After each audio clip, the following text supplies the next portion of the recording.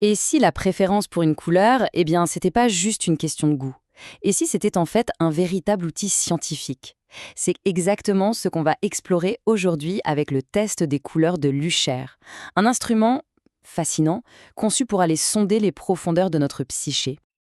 Alors, la question est posée, est-ce qu'un simple choix de couleurs peut vraiment, révéler la structure complexe de nos sentiments? C'est la grande promesse de ce test, contourner les mots pour toucher directement à notre état émotionnel. Et on va voir que le mécanisme derrière tout ça, il est assez fascinant. Bon, alors, on entre dans le vif du sujet. Et la première chose à faire, c'est de mettre de côté une idée reçue très tenace. Ce test, ça n'a mais alors rien à voir avec les associations hyper simplistes du genre «Ah, le rouge, c'est la passion» ou «Le vert, l'espoir». Non, non, non. La réalité, elle est bien plus subtile que ça. Pour bien comprendre d'où vient ce test, il faut faire un petit retour en arrière et parler de son créateur, un psychothérapeute suisse du nom de Max Luché. On est en 1947 quand il présente les toutes premières bases de son travail. Et dès le début, on voit bien que son approche, elle s'inscrit dans un cadre académique hyper précis. On est très loin de la voyance ou de la divination par les couleurs, on est d'accord? Et cette citation d'Andreas Edelman, elle résume l'idée à la perfection. Les couleurs sont un outil psychologique pour accéder à nos émotions. C'est ça la clé. Les couleurs, ce ne sont pas ce qu'on analyse. Non, ce sont les instruments de mesure. C'est le moyen, ce n'est absolument pas la fin. Alors la question qu'on peut se poser, c'est qu'est-ce qui rend ce test si différent des autres outils psychologiques qu'on connaît, genre les questionnaires ou autres? Eh bien, c'est précisément là que se trouve toute son originalité. Sa construction est radicalement différente. D'un côté, on a les tests classiques comme les questionnaires, où il faut réfléchir, est-ce que cette phrase me correspond? Oui, non, un peu. De l'autre, on a les tests dits projectifs, comme le fameux Rorschach avec ses taches d'encre, où l'on demande d'interpréter, de raconter une histoire. Le test de Lucher, rien de tout ça, il ne demande ni histoire, ni grande réflexion. C'est juste un choix, presque binaire, on préfère ça ou ça. C'est direct, c'est instinctif. Et ça, c'est vraiment le point crucial à comprendre. Le test de Lucher est ce qu'on appelle un test non projectif. C'est-à-dire que contrairement à ce qu'on lit parfois, on ne projette absolument rien sur la couleur. On ne lui invente pas une histoire, on exprime juste une réaction, une attirance ou une répulsion. C'est une nuance, mais elle est essentielle pour saisir toute la logique du test. J'adore cette analogie de la règle, parce qu'elle explique le concept de façon lumineuse. Pensez-y, une règle, c'est un outil objectif. 1 centimètre, c'est 1 centimètre pour tout le monde. Eh bien, la couleur, c'est pareil. La perception physique d'un certain rouge, c'est un processus objectif, universel. Par contre, ce que la règle mesure, ici notre préférence, ça c'est totalement subjectif et personnel. Le test utilise donc un étalon objectif, la couleur, pour mesurer un sentiment, lui, complètement subjectif.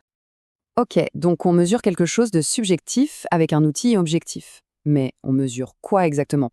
Eh bien, le test s'appuie sur tout un système de catégories. C'est un peu comme une cartographie, une structure innée de nos émotions. Et ça, c'est vraiment le socle théorique de tout l'édifice. Alors, voilà ces fameuses catégories. Il y en a 6 et elles sont organisées en 3 paires d'opposés. On a d'abord le comportement, soit on est dans le réceptif, on reçoit, soit dans le directif, on détermine. Ensuite, la relation, soit constante, l'ordre, les parents, soit variable, le chaos, les amis. Et enfin, la communication, soit intégrative, on unit, on aime, soit séparative, on divise, on déteste. Pour Max Lucher, ces 6 dimensions, c'est l'architecture de base de notre psyché. Et c'est là que la magie opère, si on peut dire. C'est là que tout se connecte. Chaque couleur primaire utilisée dans le test a été choisie méticuleusement pour correspondre à une combinaison unique de ces catégories. Par exemple, une couleur va représenter une posture directive et constante, alors qu'une autre sera plutôt réceptive et variable. Du coup, le choix d'une couleur, ce n'est plus anodin. Ça devient le reflet d'une structure émotionnelle bien précise. Allez, assez de théorie, passons à la pratique. Concrètement, ça ressemble à quoi ce fameux test? Parce qu'on va vite voir que c'est bien plus complexe qu'un simple petit classement de 8 couleurs qu'on trouve sur Internet. Le vrai test, le test complet, c'est tout un protocole en plusieurs parties. Ça commence avec un choix parmi 5 nuances de gris. Ensuite, on passe au fameux classement des 8 couleurs primaires. Puis, il y a une sélection parmi 7 formes géométriques. Et surtout, on arrive à une série de choix forcés entre des paires de couleurs. Et cette étape des choix forcés, elle est absolument cruciale. Pourquoi? Parce qu'en obligeant à choisir, même entre deux couleurs qu'on déteste, le test nous fait court-circuiter nos préférences conscientes, nos goûts sociaux. On est obligé de puiser plus profond, de révéler une réaction plus viscérale, qui touche à une structure émotionnelle quasi subconsciente. Bon, on a fait tout ça, et alors? C'est quoi le but final? L'objectif, c'est de dresser un portrait super détaillé de l'état émotionnel de la personne à un instant T. De mettre en lumière ses forces, mais aussi ses zones de conflit intérieur. Et attention, le résultat, ce n'est pas un horoscope du genre «Ah, c'est une personne bleue». Pas du tout. C'est une analyse vraiment nuancée qui fait la différence entre la situation émotionnelle du moment et la structure de caractère plus profonde, plus stable. Le test peut révéler les sources d'anxiété, la façon de réagir aux défis de la vie et même les attentes qu'on a vis-à-vis de l'avenir. Et au cœur de toute cette analyse, on trouve l'équilibre entre quatre grands piliers de ce que le test appelle les égos normatifs. Il s'agit de quatre forces essentielles: la satisfaction personnelle, la confiance en soi, l'estime de soi et, enfin, la liberté intérieure.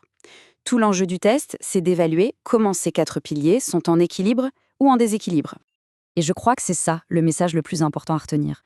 Ce test n'est pas là pour mettre les gens dans des cases, ce n'est pas une sentence, c'est avant tout un point de départ, un outil incroyable pour démarrer une conversation, que ce soit avec un thérapeute ou avec soi-même. Il offre une photo brute, non filtrée par les mots, de notre état intérieur, et ça permet de réfléchir et de mieux se comprendre. Et on va terminer là-dessus avec une question un peu plus large. Si un outil qui semble aussi simple qu'un choix de couleur peut vraiment ouvrir une fenêtre sur notre paysage intérieur, qu'est-ce que ça nous dit? Quelles autres clés de compréhension de soi-même nous attendent, peut-être juste sous nos yeux? C'est une question qui reste ouverte.